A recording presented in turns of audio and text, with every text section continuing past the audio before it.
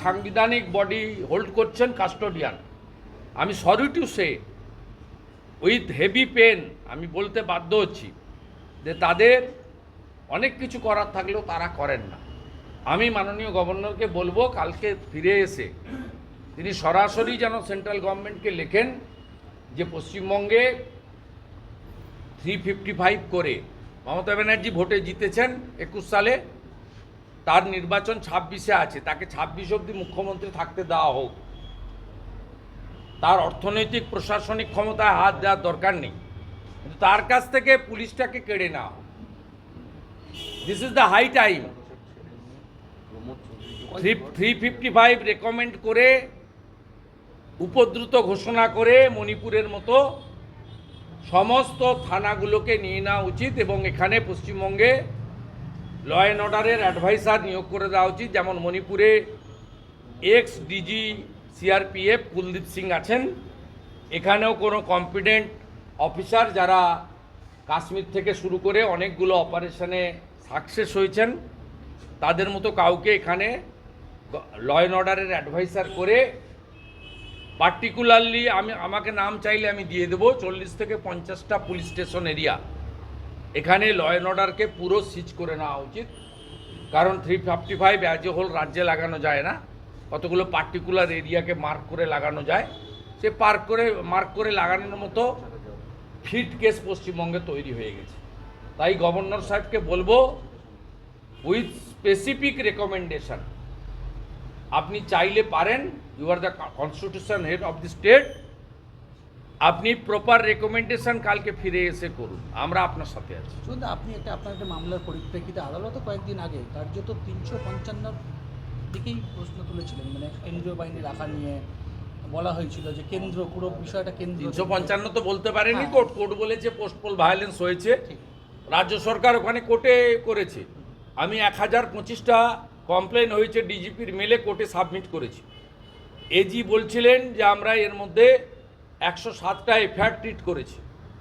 তা 107টা FIR treat হলে ল and order নেই, এখানে প্রমাণ হয়েছে, সেটা প্রমাণ করা হয়েছে। এবং এজি সাহেব বলছিলেন যে কোনো ঘর ছাড়া নেই। আমি আমার লয়ারের মাধ্যমে 1821 জনের নাম আমি কোর্টে সাবমিট করেছি, তার আগে ডিজিপিকে মেল করেছি। অতএব প্রমাণ হয়ে গেছে। Honourable justice, senior justice Harish টন্ডনজির ডিভিশন বেঞ্চ তারা ক্লিয়ার বলে দিয়েছে যে পশ্চিমবঙ্গে পুলিশের role to save the democracy, to prevent the incident after counting, police fail করেছে। সেন্ট্রাল গভর্নমেন্টকে এবং এমএইচকে অ্যাম্পল স্কোপ দিয়েছে যে তারা যতদিন খুশি সেন্ট্রাল ফোর্স রাখতে পারেন এবং ডু দ্য নিডফুল, যেটা দরকার সেটা করতে পারেন। কিন্তু কুচবিহার এবং আপনার চোপড়ার ঘটনা, তার সঙ্গে আরও দুটো আপনারা অমিট করে যাচ্ছেন, এটাও খুব ইম্পর্টেন্ট। রঘুনাথগঞ্জ 2 মুর্শিদাবাদ জেলার রহিম শেখ জল এবং রাস্তার দাবিতে পাবলিক পঞ্চায়েত অফিসে গেছিল অ্যাজিটেশন করতে। তিনি দুটো বোম হাতে নিয়ে ছুটতে ছুটতে পাবলিককে ডিসপার্স করছেন পঞ্চায়েত অফিসের সামনে থেকে। He is a elected member, his name is Rahim Sheikh, he belongs to Trinamool Congress. Trinamool Congress is the ruling party of the state. Second thing হচ্ছে বাঁকড়াতে মিন্টু শেখ পঞ্চায়েত মেম্বার, তিনি বাড়ি থেকে বন্দুক তাক করে জনগণের দিকে ফায়ারিং করছেন পাবলিককে ডিসপার্স করার জন্য তার বাড়ির জানলা থেকে, এবং ভিডিও দিয়ে লিডার অফ অপোজিশন। আমি একটা রেসপন্সিবল পোস্ট হোল্ড করছি, আমি করার পরেও স্টিল নাও রহিম শেখকে এবং মিন্টু শেখকে পুলিশ অ্যারেস্ট করেনি, বোমা বা বন্দুক রিকভারি পর্যন্ত হয়নি। This is the actual ground reality of West Bengal.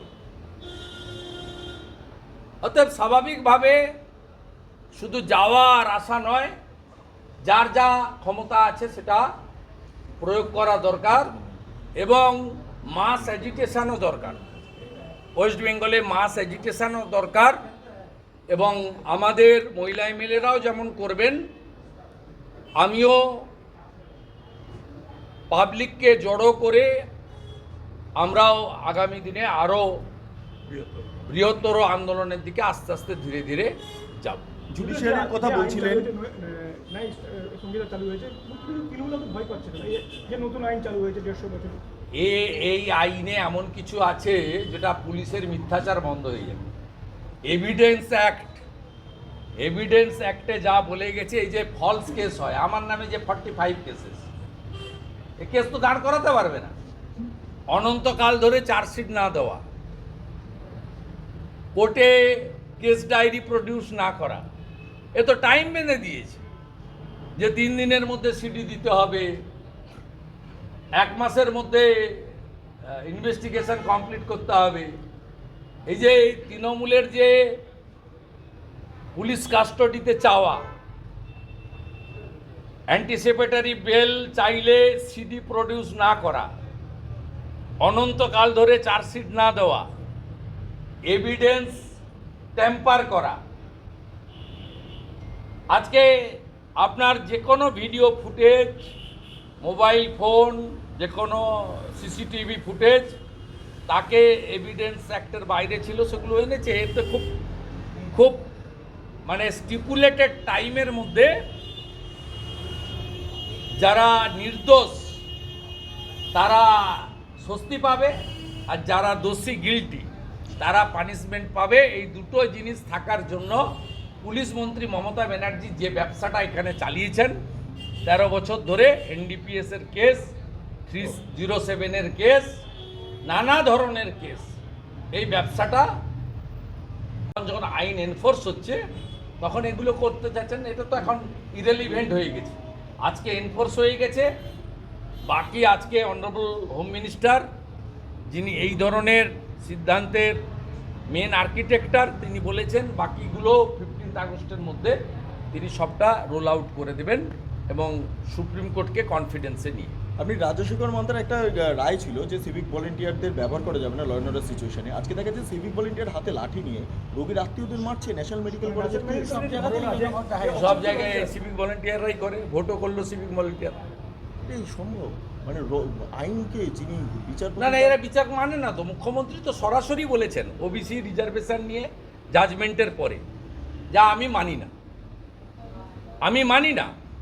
এবং তারপরেও সুপ্রিম কোর্টের চিফ জাস্টিস, হাইকোর্টের চিফ জাস্টিসের সঙ্গে মিটিং করে জ্ঞান দিচ্ছেন যে জুডিশিয়ারিকে নিরপেক্ষ হতে হবে। কি নিরপেক্ষ হতে হবে? আপনি একমাত্র পলিটিক্যাল পার্সন আফটার ইন্ডিপেন্ডেন্স যাকে মহামান্য বিচারপতি কৌশিক চন্দ্র ফাইন করেছেন 5 লাখ টাকা, এবং আপনাকে 5 লক্ষ টাকা নিজের অ্যাকাউন্ট থেকে দিতে হয়েছে। ক্যালকাটা বার অ্যাসোসিয়েশনের অ্যাকাউন্টে টাকা আছে 5 লক্ষ টাকা। আপনি একমাত্র লোক। এত বড় স্ট্রিকচার এবং পানিশেবল মানে জাজমেন্ট, এবং উনি আপিল করতে পারেননি সুপ্রিম কোর্টে। 5 লক্ষ টাকা ওনাকে দিতে হয়েছে স্টিপুলেটেড টাইমের মধ্যে। অতএব উনি ঘোষণাই করেছেন, আমি মানি না। আজকে পশ্চিমবঙ্গে একটাও চাকরি হবে না। কেন হবে না? তার কারণ হচ্ছে 2010 সালে পর থেকে ওবিসি সার্টিফিকেট বাতিল হয়েছে। আপনি ওবিসি রিজার্ভেশন দিয়ে রেখেছেন 6-4, ওবিসি এ আর বি। ওবিসি রিজার্ভেশন ছাড়া 100 পয়েন্ট রোস্টার ছাড়া আপনার রিক্রুটমেন্ট হবে না। আপনি বলছেন আমি ডিভিশন বেঞ্চের কলকাতা হাইকোর্টের জাজমেন্ট মানি না। সুপ্রিম কোর্টে কবে যাবেন কিনা আমি জানি না। যতক্ষণ না সুপ্রিম কোর্ট থেকে আপনি এটা স্টে করতে পারছেন বা নাল অ্যান্ড ভয়েড করাতে পারছেন, ততক্ষণ এই জাজমেন্ট থাকবে এবং কোনো রিক্রুটমেন্ট হবে না। এত গোয়ার তুমি কেন আপনার? অর্থাৎ যে সরাসরি বলে আমি হাইকোর্টের জাজমেন্ট মানি না, তার কাছে রাজশেখর মান্তার জাজমেন্ট কি আছে? শুনুন, আপনি এর আগেও রাজ্যের আইন শৃঙ্খলা নিয়ে বারবারই কেন্দ্রকে চিঠি লিখেছেন, স্বরাষ্ট্র মন্ত্রক থেকে শুরু করে প্রধানমন্ত্রীকে। ফের কি আপনি এই যে একের পর এক ঘটনা ঘটছে, চোপড়া? না, আমি আপনাকে বলি, ইতিমধ্যে মাননীয় রাজ্যসভার সাংসদ শ্রমিক ভট্টাচার্য তিনি অ্যাট্রোসিটি এগেনস্ট ওমেন, চাইল্ড এবং মাইনরিটিস যেটা বলতে পারেন, ল অ্যান্ড অর্ডার তো স্টেট সাবজেক্ট। আপনি as a whole law and order নিয়ে তো কেন্দ্রের ডাইরেক্ট হস্তক্ষেপ করার কিছু নেই। এমএইচে বড় জোর রিপোর্ট চাইতে পারে। লিমিটেশনটা বুঝতে হবে। ভারতবর্ষে যে সরকার চলে তারা সংবিধান মেনে চলে। ভারতবর্ষের প্রধানমন্ত্রী কখনো বলে না যে রাষ্ট্রপতি ভবনে যাওয়া যাবে না। এখানকার মুখ্যমন্ত্রী বলেন যে রাজভবনে যাওয়া যাবে না। অতএব কনস্টিটিউশনাল বডিকে দেশের সবাই রেসপেক্ট করে, ইনি দেন না। অতএব ওখানে লিখে বললে তো কোনো লাভ হবে না। যেখানে বললে লাভ হবে সেটা আমি জানি। একটা রাস্তা, একটা বিধানসভার ফ্লোর, আর একটা জুডিশিয়ারি, তিনটে জায়গায় লড়াই করলে লাভ হবে, তিনটে জায়গায় লড়াই হবে। লড়াই হচ্ছে বলেই সিপিএম কংগ্রেস অপ্রাসঙ্গিক, BJP ফরমেটেবল, dependable and strong alternate. উনি জল মিশিয়ে 2,71,00,000, আমরা জল না মিশিয়ে 2,33,27,000। বলছি আপনি তো আবার দিল্লিতে যাচ্ছেন, দিল্লি যাচ্ছেন আবার? না, আমার কোনো প্রোগ্রাম নেই। তার দিল্লি ভারতবর্ষের বাইরেও নয়, আমি এক্স-এমপিও বটে। কখন যাব কখন আসবো যেটা দরকার মিডিয়াকে জানাবো। আপনাদের ওগুলো গল্প করার মতো ওগুলো অনেকে করে, এয়ারপোর্টের সামনে মিডিয়া ডেকে রাখে, এয়ারপোর্ট থেকে বেরোন না। আমি এসব কারবার থাকি না। যেটা দরকার বলি, কোঅপারেট করি, যেটা দরকার নেই আপনার জানারও দরকার নেই।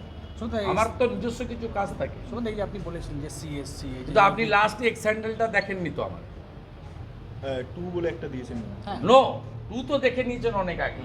আমি একটু আগে করেছি একটা, আমাদের অরূপকান্তি দিগর আরামবাগের প্রার্থী, তিনি ইলেকশন পিটিশন করছেন।